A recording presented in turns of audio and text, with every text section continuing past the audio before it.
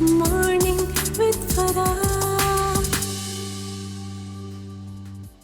Welcome back ATV morning with فرا میں خوش آمدید. آج ہم ایک ایسے مہمان سے ملنے جا رہے ہیں کہ جن کو دیکھ کے کبھی کبھی میں سوچتی ہوں کہ یہ اگر یہ والا کام نہ کر رہے ہوتے تو شاید بہت کچھ اور بھی اچیو کر لیتے.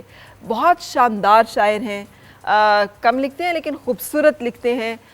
صرف شاعری نہیں بلکہ میزبانی کے حوالے سے بھی جانے جاتے ہیں. بہت سارے مشاعروں کی صدارت جسے کہتے ہیں وہ بھی انہوں نے سر انجام دی ہوئی ہے, اور اس کے ساتھ ساتھ ایک بڑے ذمہ دار جو ہے عہدے پر کام بھی کرتے ہیں. پچھلے سال ان کو پرائڈ آف پرفارمنس بھی ملا, جس کی مبارکباد بھی ہمیں دیتے ہیں اور خوش آمدید کہتے ہیں شو میں شکیل جازف صاحب اور ان کے ساتھ بیگم صاحبہ. السلام علیکم. وعلیکم السلام. کیسے ہیں آپ؟ آپ کو بہت بہت مبارک ہو پرائڈ آف پرفارمنس. دیر آئے درست آئے. نہیں بس بلکہ دیر آئے نہیں ہے, کیونکہ ہمارے ہاں تو عموماً مرنے کے بعد پوچھا جاتا ہے, تو زندگی میں پوچھ لیا جائے تو وہ دیر آئے نہیں ہوتا. ٹھیک ہے, لیکن مطلب میں بھی جیسے ذکر کر رہی تھی, میں اکثر سوچتی ہوں کہ شاید وہ جو فیض احمد فیض صاحب کی شاعری ہے نا, کچھ عشق کیا کچھ کام کیا, کام عشق کے آڑے آتا رہا, عشق کام سے الجھتا رہا, تو آپ پہ صادق ہے کہ آپ اگر ایک باقاعدہ ملازمت نہ کرتے تو شاید بہت سارا اور بھی لکھتے. ہاں, ارادہ تو شروع میں اصل میں تو ایک اور طرف سے بھی بھاگ کے آیا نا. میں تو پہلے ڈاکٹر بننے چلا تھا, تو 5 سال میڈیکل کالج میں پڑھا, تو وہ پھر پتہ چلا کہ نہیں یہ کام میرے بس کا نہیں ہے. 5 سال بعد نہیں, پتہ چل گیا تھا پہلے ہی, اس دوران میں میں نے کوشش شروع کر دی تھی, لیکن اب طے نہیں ہو پا رہا تھا کہ کیا کرنا ہے, کس طرف جانا ہے. بہت ساری آپشنز تھیں. ایک آپشن یہ بھی تھی کہ آپ ٹیچنگ شروع کر دیں, یا پھر بطور شاعر باہر کوئی اور جو ملک ہیں وہاں پر تو ایک رائٹر جو ہے وہ ان اٹ سیلف وہ ایک پروفیشن ہے, اس پہ آپ ایک باعزت روزی کما سکتے ہیں اگر آپ کی کوئی بکس ہیں اور وہ پبلش ہو رہی ہیں. یہاں ہمارے ہاں شاعر کا صرف شاعر ہونے کا مطلب ہے یہ فارغ ہے, یہ بیکار ہے. کسی سے پوچھیں جی آپ شاعری کرتے ہیں, ہاں جی اچھا جی اور کیا کرتے ہیں, کام کیا کرتے ہیں, تو وہ ظاہر ہے کچھ نہ کچھ کام کرنا تھا. تو پھر ایک ٹرائی کی سول سروسز کے لیے, اور الحمدللہ پہلے میں نے PCS کا ایگزام دیا جو پروونشل سروس کا ہوتا ہے, اسی دوران ہی میڈیکل کالج کے دوران ہی, تو میری سلیکشن ہو گئی پنجاب گورنمنٹ میں سیکشن آفیسر. پھر وہیں پہ میں نے دوبارہ تیاری کر کے CSS کا ایگزام دیا, تو وہ بھی اللہ کا شکر ہے کہ وہ پہلی اٹمپٹ میں ہو گیا پاس, اور میری ایلوکیشن بھی ہو گئی آڈٹ اینڈ اکاؤنٹ سروس میں. تو میں یہی بلکہ سوچ رہا تھا کہ اگر وہ نہ ہوتا تو پھر شاید مجھے میڈیکل کو کنٹینیو کرنا پڑتا, اور پھر بطور ڈاکٹر جو ہے وہ مجھے اپنا جو پروفیشن یا روزی روٹی کمانے والا کام ہے وہ کرنا پڑتا. لیکن شاعری کا چونکہ یہ اس چیز سے تعلق اس لیے نہیں ہے کہ یہ میں میٹرک میں تھا تو تب سے یہ بیماری لگ گئی تھی. ٹھیک ہے, تو وہ FSC میں تک بندی شروع کی, پھر میڈیکل کالج میں آتے تک جو ہے وہ جو بنیادی اس کے ہوتے ہیں اسرار و رموز ان کا پتہ چلا. تو بلکہ میرا فائنل ایئر میں تھا میڈیکل کالج میں ہی جب میری پہلی کتاب شائع ہوئی تھی. گو کہ اس وقت بڑا شوق ہوتا ہے بندے کو کہ فوراً کچھ جو ہے وہ پبلش ہو جائے.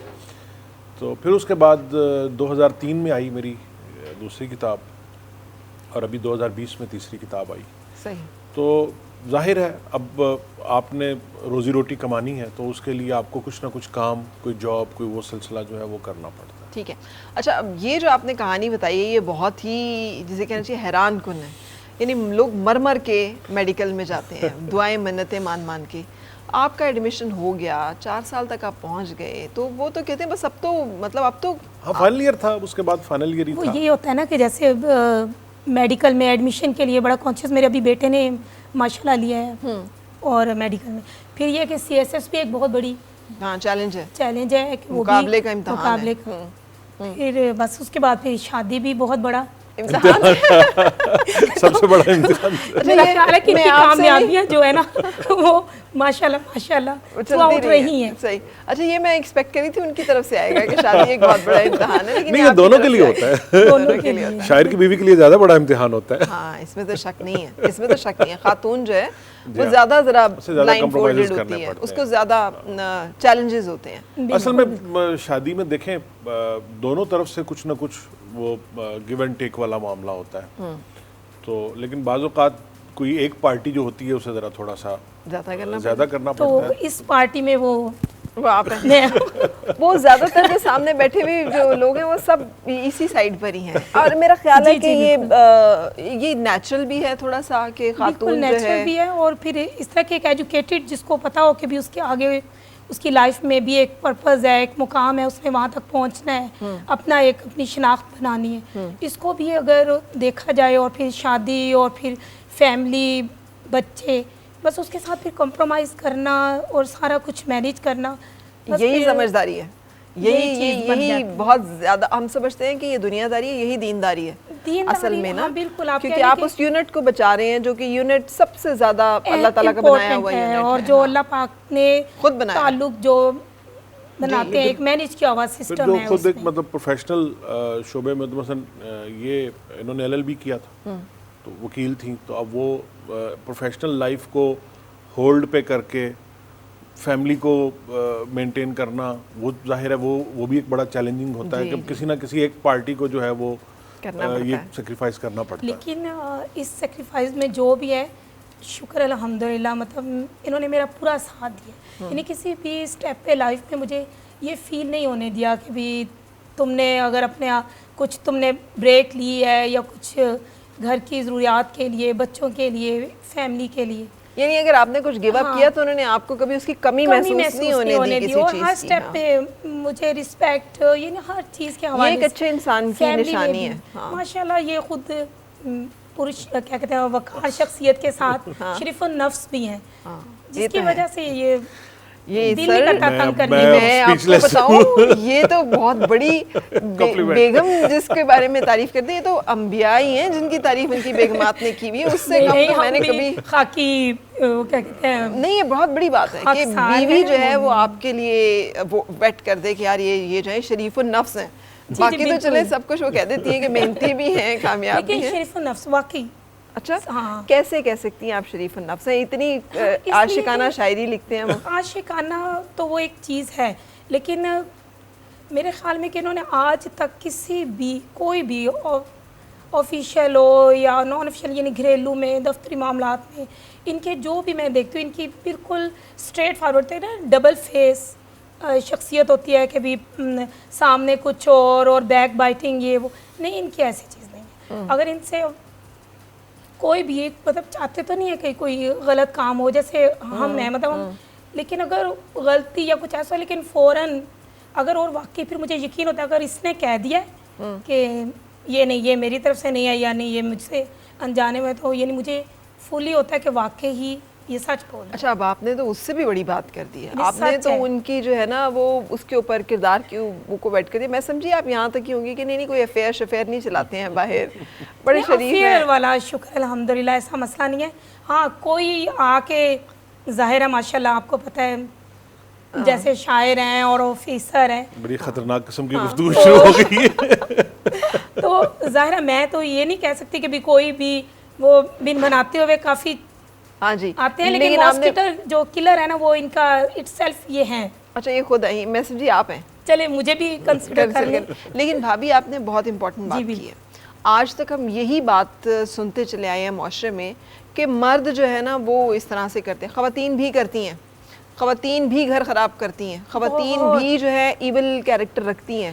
مطلب کیا ضرورت ہے آپ کو ایک بسے بسائے گھر میں, ایک ہنستے بستے گھر میں خامخائی گھسنے کی؟ آپ کہیں اور دیکھ لیں جس سے پھسلے کہ وہ مرد کامیاب ہے. ایون کہ معاشرے میں سنا ہے دیکھ, مطلب آپ یہ کہ خود بھی اپنا بھی بسا بسایا گھر ہوگا لیکن جان بوجھ کے یعنی فطرتاً مطلب دوسروں میں انٹرفیئر کرنا, ذاتیات میں گھسنے کی کوشش کرنا, ڈیفرنٹ ہے نا, یعنی ایول کوئی بھی ہو سکتا ہے. جی کوئی بھی معاشرہ ہے. سر ابھی جی یہ جیسے میں آپ کے بارے میں ماشاءاللہ باتیں سن رہی ہوں, یہ تو دنیا گزارنی خاصی مشکل ہوگی آپ کے لیے کہ اگر آپ نے کچھ غلط بھی نہیں کرنا تو دنیا تو کہتی ہے یار غلط آپ نہ کریں, ہم تو کر رہے ہیں, تو پھر آپ تو ہمارے ساتھ چلیں. بہت سارے لوگ فائدہ اٹھاتے ہیں ان کے بیہاف پہ غلط بول کے, غلط کر کے. اس میں یہ ہوتا ہے کہ ایک بنیادی پہلے دن سے ایک چیز ذہن میں سوچی ہوئی تھی. دیکھیں ہم دنیا کو بدل نہیں سکتے, یہ ایک طے شدہ بات ہے.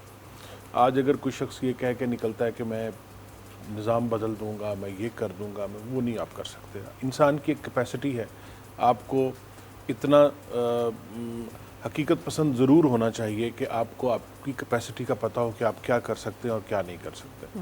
تو پہلے دن سے یہ سوچا ہوا تھا کہ یار ایٹ لیسٹ جو اپنا سفیئر آف انفلوئنس ہے، جہاں جہاں ہم اثر انداز ہو سکتے ہیں، جہاں جہاں ہم کچھ کنٹریبیوٹ کر سکتے ہیں، وہاں ہم جو کر سکتے ہیں وہ ہم ضرور کریں. جو ہم نہیں کر سکتے وہ کرنے کی کوشش میں ہم ایٹ لیسٹ وہ بھی نہ چھوڑ دیں جو ہم کر سکتے ہیں. تو زندگی میں یہی رہا ہے کہ جہاں کچھ اچھا کر سکتے ہیں، اپنی طرف سے کوشش کی ہے، وہ ضرور کر جائیں. جو نہیں ہو سکتا وہ پھر ایک اللہ، اب ظاہر ہے نظام چلانے والی ذات تو اللہ کی ذات ہے، وہ جانتا ہے کہ اس نے کیا چیز کیسے بنانی ہے اور کس چیز کا انجام کہاں پر ہونا، یہ اس کی ذات بہتر جانتی ہے.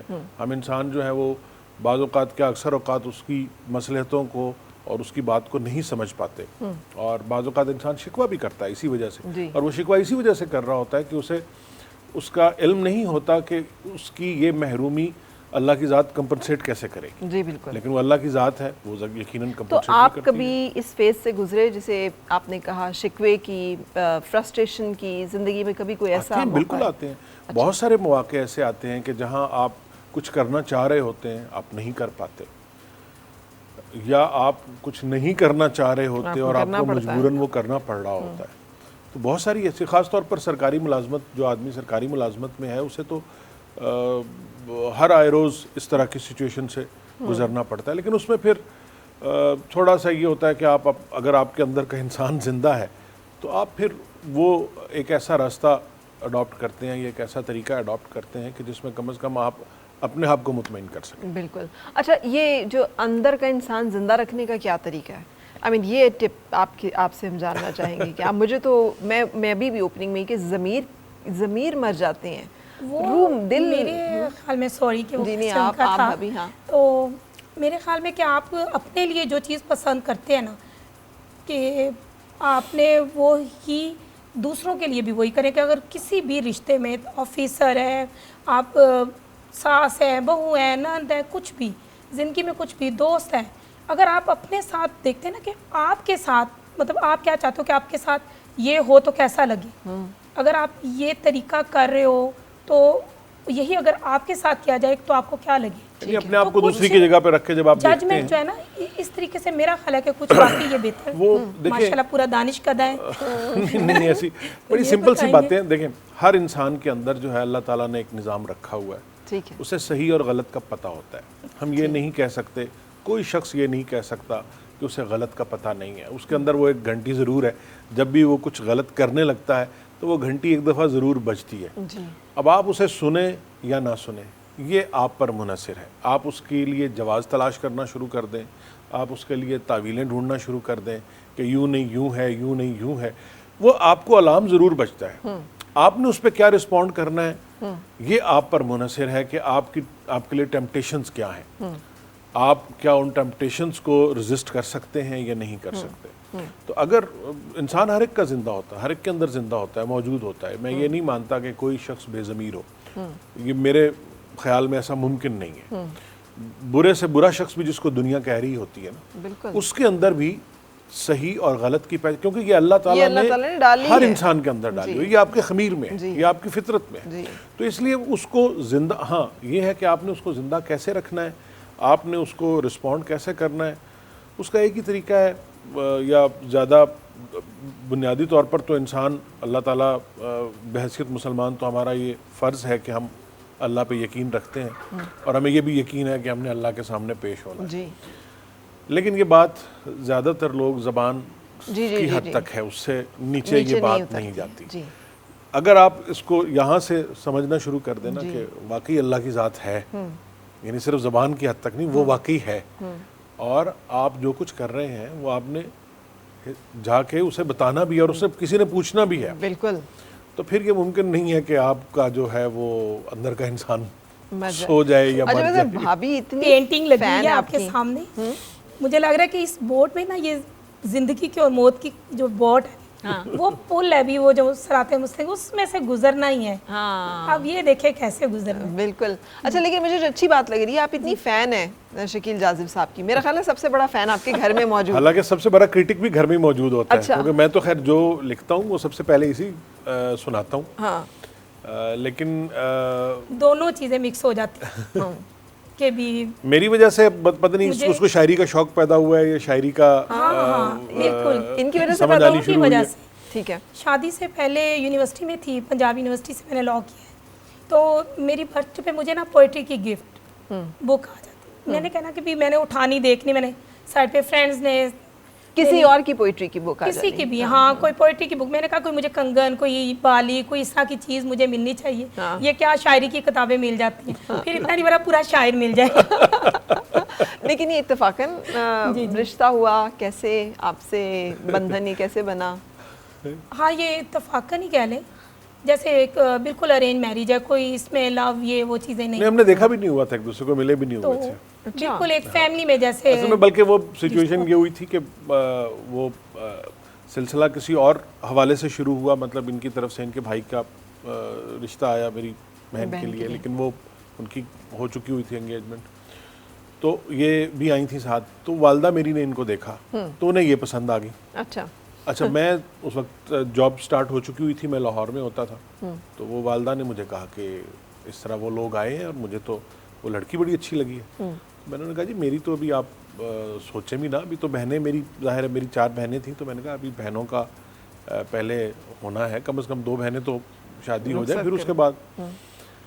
ان کا یہ تھا کہ ان کی والدہ کی ڈیتھ ہوئی تھی اسی سال, اور بھائی بھی وہ نہیں تھے, والد ان کے باہر ہوتے تھے, سعودی عرب میں ہوتے تھے, تو وہ بڑا ان کے لیے پرابلم تھا کہ والدہ کی ڈیتھ کے بعد ان کی کوشش تھی کہ فوری رخصتی ہو. اور میں بھی یونیورسٹی میں تھی, فائنل ایئر کے ایگزامز دینے تھے میں نے, پھر وہ بس وہ پھر والدہ کو جب میں نے, انہوں نے مجھے بتایا, میں نے انہیں کہا جی یہ آپ, انہوں نے کہا نہیں مجھے پتہ ہے اچھے رشتے نہیں ملتے اس طرح سے, تو میں یہ رشتہ ضائع نہیں کرنا چاہتی. تو انہوں نے کہا جی ہم تمہاری شادی کرنے لگے. آپ کے کہنے کے باوجود کہ نہیں کرنی. اچھا یہ تو بڑی انیوژل سی, لیکن کنٹینیو کرتے ہیں یہیں سے, ایک بریک لے لیتے ہیں. اور مل کے گنگنائے ہیں گمشدہ جو خوشیاں.